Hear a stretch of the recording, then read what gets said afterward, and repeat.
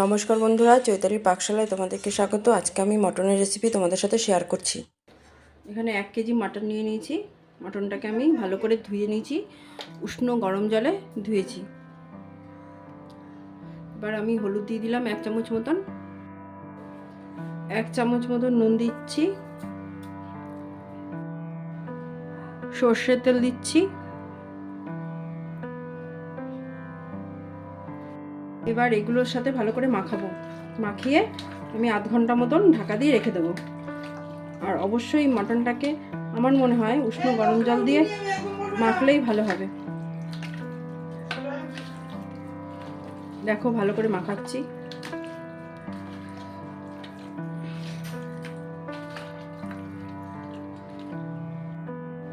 চাপা দিয়ে রাখলাম, আধ ঘন্টা মতন ঢাকা থাকবে। কড়াইতে সর্ষের তেল দিয়ে দিচ্ছি। এই সর্ষের তেলে আমি আলুগুলো ভেজে নেব। এই আলুগুলোকে আমি ডুমো ডুমো করে কেটে রেখেছি, বড় বড় করে কেটেছি। এখানে 6-7টা আলু দেখো একটু বড় বড় করে কেটেছি। এগুলোকে আমি লাল করে ভেজে নেব।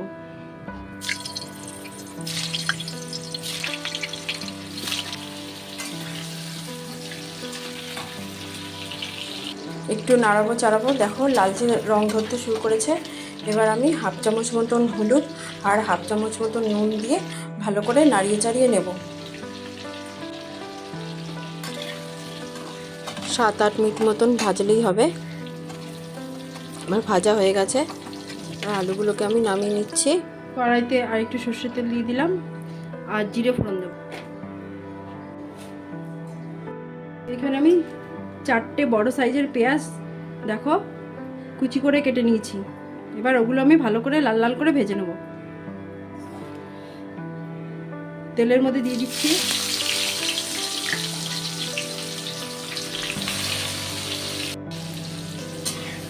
ভালো করে পেঁয়াজগুলো ভেজে নেব। সামান্য একটু নুন দিয়ে দেবো, তাহলে পেঁয়াজগুলো তাড়াতাড়ি মজে যাবে।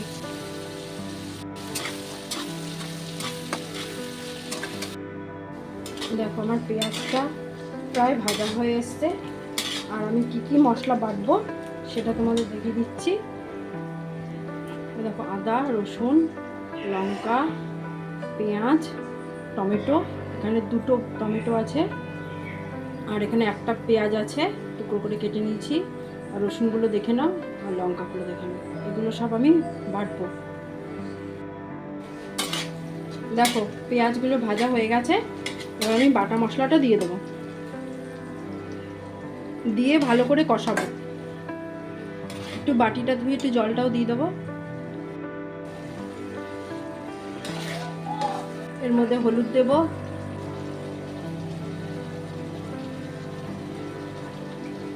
আর কাশ্মীরি লঙ্কার গুঁড়ো দেবো। আমি কিন্তু লাল লঙ্কার গুঁড়ো দেবো না। আর জিরের গুঁড়ো, ধনের গুঁড়ো দেবো না। এবার ভালো করে কষাবো।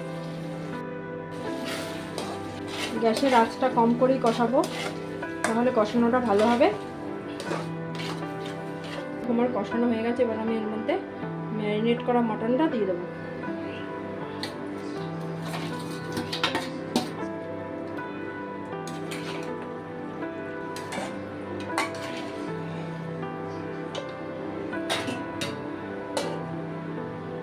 ঢাকনাটা তুলে দেখছি, এর মাঝে আমি দুবার ঢাকনা তুলে নাড়িয়ে দিয়েছিলাম।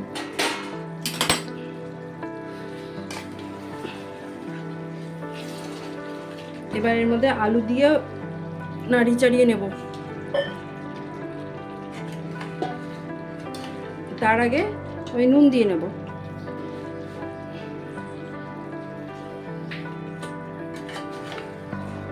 ভালো করে কষাবো।